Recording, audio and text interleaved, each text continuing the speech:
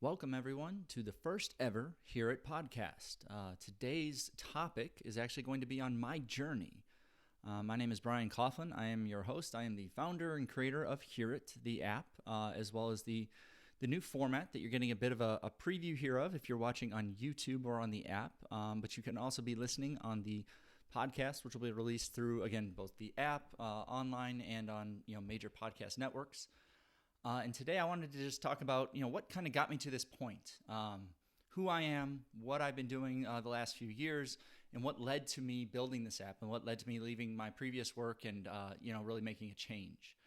But to talk specifically about what Here It is it is an app. It's a bookstore. It's a library. It's a place where you can find new stories that are interesting. They're self-published. My stories are starting that trend off with my first book, Auto Clarity, but I hope to be adding other writers to the platform soon.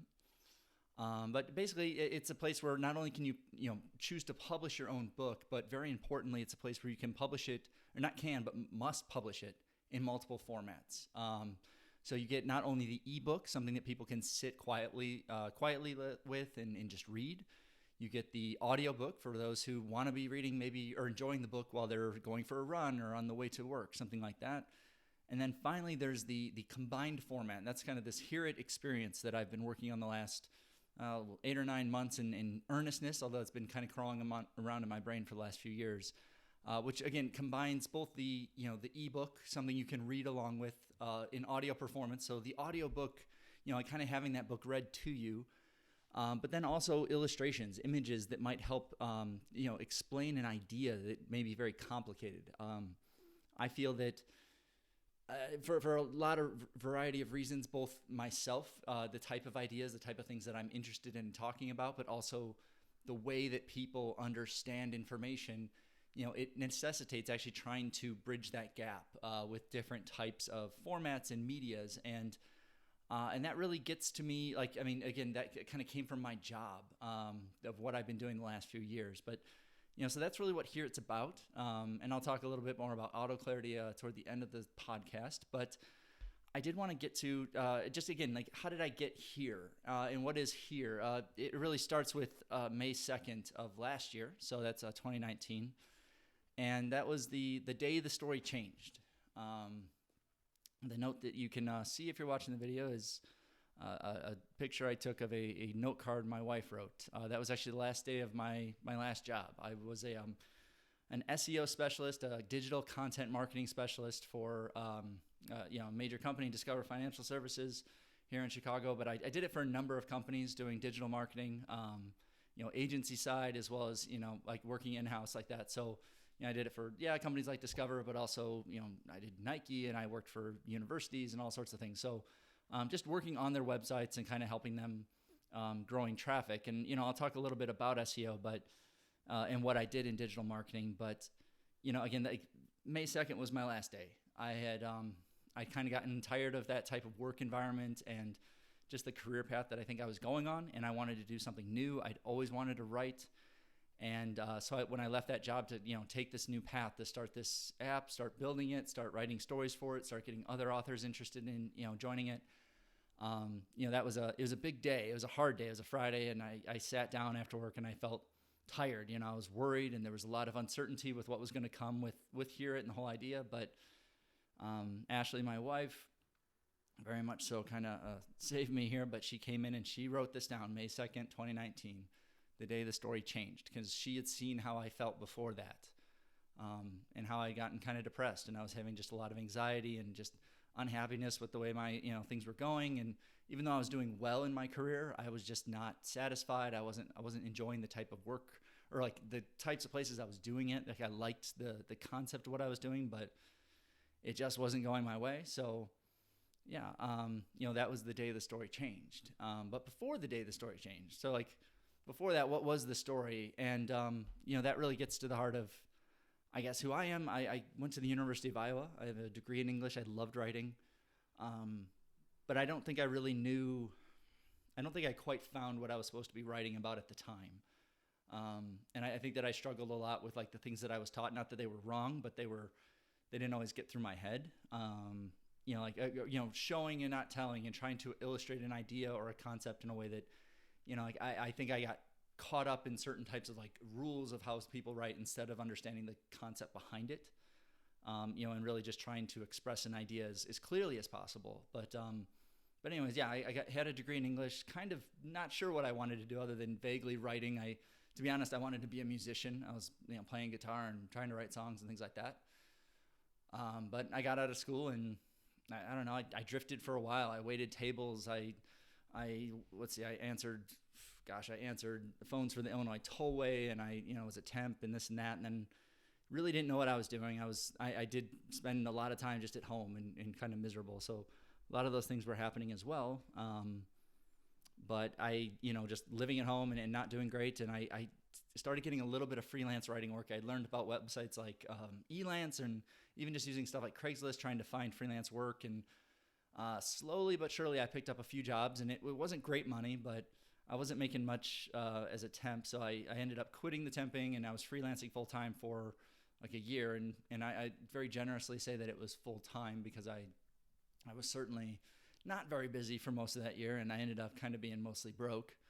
Even with the handful of jobs that I did get, there was a lot of actually changes to things like Google that necessitated that change. And it's interesting because that was the first time I ever heard about this thing like keywords and, what was SEO? Like, I didn't know what that was. I was hired to write articles for various types of websites, and they would say like, look, we want you to answer this question. We want you to talk about a subject. Maybe it's a movie or maybe it's like a particular or video game or whatever it is. But we want you to answer this question, and we want you to answer it kind of this way. And usually there's like one main question, and then there'll be 2 or 3 additional ones. And so for something like a movie, it was usually around that topic. It's like, yeah, there's the general plot, but then we also want to know about the cast, and we want to know about the director and the budget and the release date. Like there's a few of those like important topics that you just have to always write about because that's what would show up in Google. And I didn't know anything about this, but that's where it started. And I started doing just a little bit of this online digital SEO writing, but it was really like I got paid nothing. I was getting paid like $5 for an article if I was lucky, and struggling my way through. And so I started looking for, and I got lucky enough to get an internship doing just digital marketing. And then pretty specifically and pretty quickly, I should say, was SEO, was for this company Optics Planet here in Illinois. And that was a great kind of proving ground for me. Like they had actually very good digital marketing, and they were a growing company, and they were like kind of on that track, and they definitely did a lot of really good SEO. And so I got to really start learning about the fuller suite of digital marketing. So like SEO, this thing I keep mentioning is search engine optimization.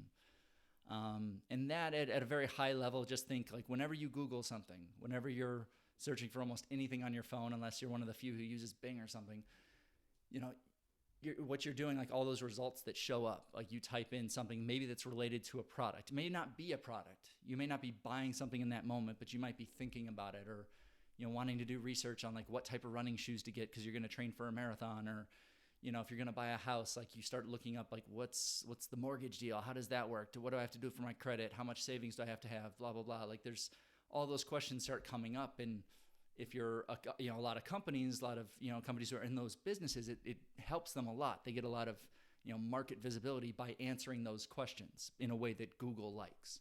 Because if they answer it in the way that Google likes, if they give really good answers, Google will put them like up front and center, and that's worth money, a lot of money. So I would get to do that for companies. It was a good job. I liked it. It was content marketing as well, but again, I was always about like formatting things and kind of creating it that was based on people. Because again, that idea of keywords. What are keywords?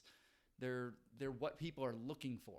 Like I never knew who the people were. I just knew what things were searched for a lot. I didn't know that men or women search for this so much so as I knew that this form of a phrase. If you're going to look for a running shoe, is it running shoe or shoes? Should it be running? Should it be jogging? Should it be training? Should it be whatever it is? Like there's a lot of different terms you might want to put in that are specific to what people are looking for. And can you label your products correctly, or can you write an article that answers a very specific question a person might have? And so I got to kind of advocate for that for a lot of big companies. And I always looked at that in a very good lens, or through a good lens, because I would look at it as like it was my job to get companies to create like authoritative, like good, strong content that answered questions. Because that was the goal. No matter what you were doing, no matter what type of content SEO you're going to do, it's always kind of came down to what are the things people want to know about your product or your thing that you're trying to sell? Answer that question. Answer it really well. Write out a long answer. Create it in another format. Create it as a video, because some people want a video. If you're going to look up something like, I never worked in, mortgages and that type of thing so much, or buying houses or things of that nature. But, think of all those questions. Some people, like a lot of people will search for the same thing. They'll search for like how to get a mortgage. There'll be, 100,000 people or something like that might search for that type of phrase every month, which is a ton. That's how Google makes all their money. But you think like 100,000 people, they don't all want the same, like they all need the same answer. They have to have the truth. They have to have it be accurate. They don't want bad information.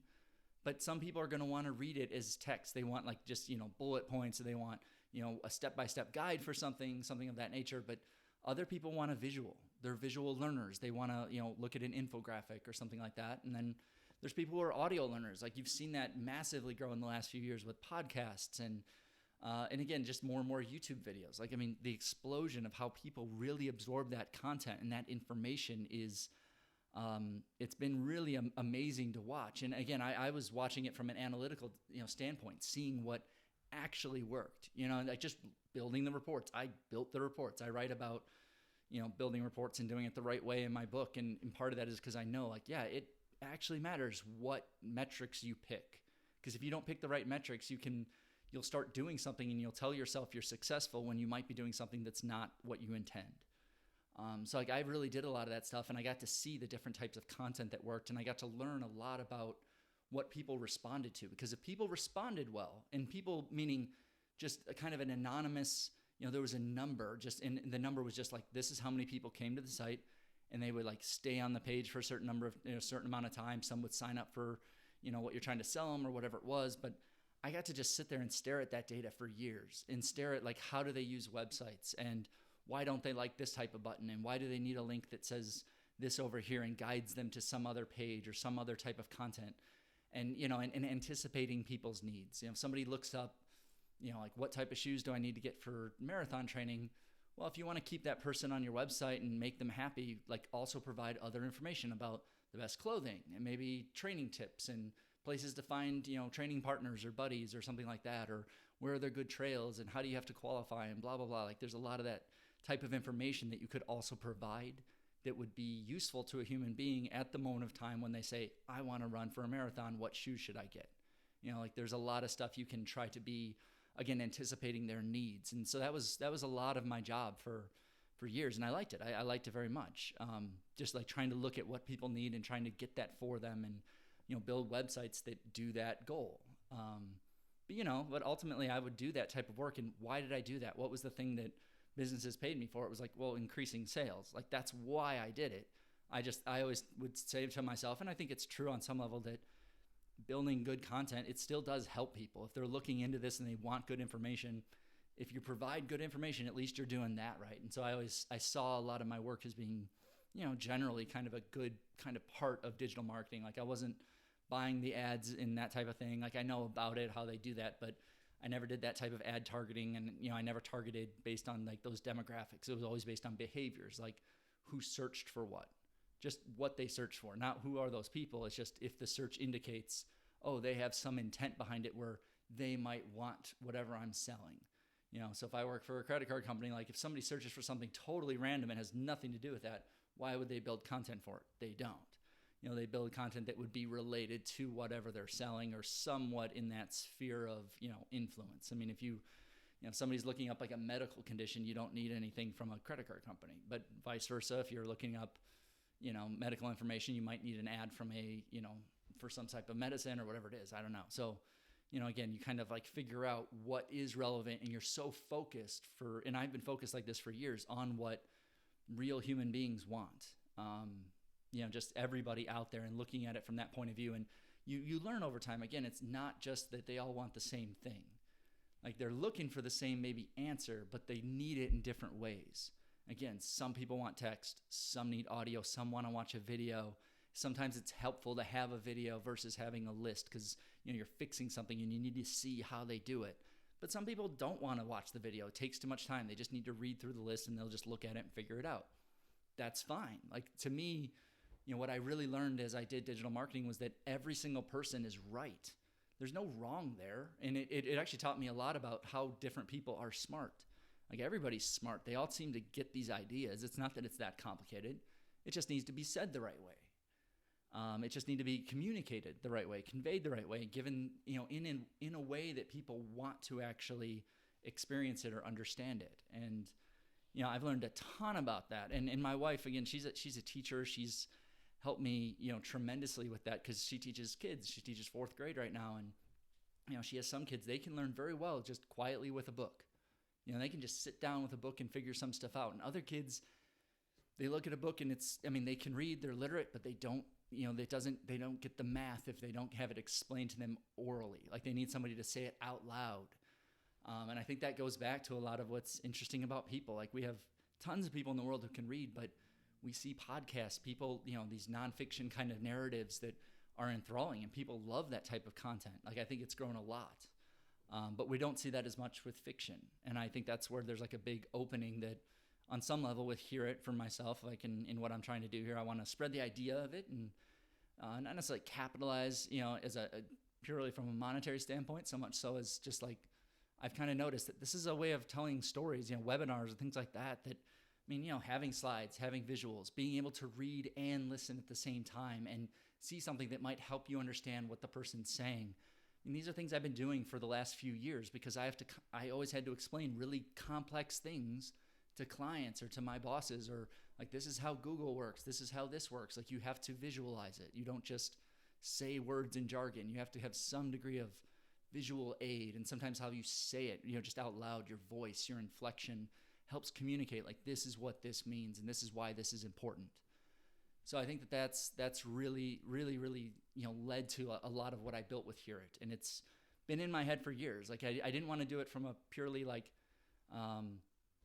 narrative or just from like, I want to tell better nonfiction stories or better for journalism. I think it's being used to some extent there quite a bit in certain ways, like having audio and visual together. But from a storytelling point or standpoint, like I don't think you see it as much. And and I think it's actually really helpful. And it's something that I know a lot of people, and I do this with more complex TV shows. Like I like to watch with the captions on. I'll like to actually have that sometimes to read because maybe I miss something they say or I can't hear it. Sometimes the shows aren't, audio mixed very well, and, you have to kind of work on that. Well, I've experienced that. I know a lot of others who have as well. And so, it's something to like kind of, not necessarily reject it, not necessarily like what's wrong with what's happening, that we need that, maybe to more acknowledge that the human mind works in different ways. And if you can read along while you're hearing something, it's like having somebody read the book to you, as an audiobook, but reading along like kids do with their parents, it actually helps you absorb the information more deeply. And it provides I think an increasingly immersive experience. Like as you watch this, again, it's on your phone, it's on a mobile, it's meant to be this mobile experience, but on some level, I think that's both because that's where people are. I want to give them experiences like this where they're at. But I also recognize that, I'm a 2-screen type of person very often, and this sort of keeps you locked into this one experience, and you have something you're hearing, you're seeing it, you're thinking about what I'm writing about. Like that to me, it's like it's all together. It comes together to like hopefully create this very immersive story where, you come along with my characters and you try to think about the same things they're thinking about. And I introduce hopefully new concepts through my work about technology, but also just about my own personal psychology and other people's and things that I see and, what I kind of experience and understand and don't understand about the world. But I think all those things, they come together and hopefully a kind of cool package, again, with that performance and with having that voice performance and being able to show that while at the same time, again, for myself, like being able to retain like total control because I've done all of this myself. And hopefully I can get other writers on this as well and let them do their own thing in like this type of format or similar.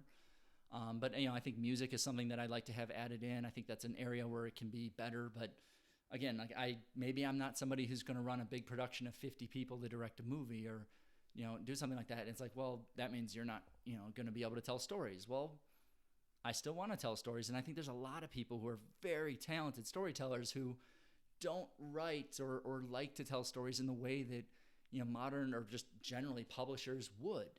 They can tell stories, orally, and it's like, well, that's great. Comedians are good at that. But, there's areas for, I think, people who can tell very serious stories, dramatic, maybe even philosophical stories that are, again, it's like oral tradition, people who are smart and they have a good point, but maybe they don't write it down in the way that a traditional publisher will reward.